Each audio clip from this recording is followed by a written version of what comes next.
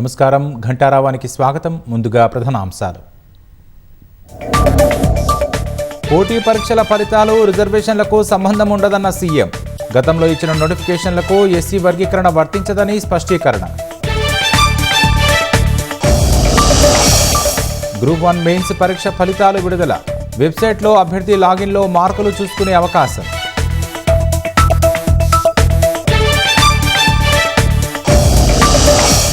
ప్రణయ్ హత్య కేసు తీర్పు వెలువరించిన నల్గొండ కోర్టు. ఏటూ నిందితుడికి మరణశిక్ష, మిగతా వారికి జీవిత ఖైదు.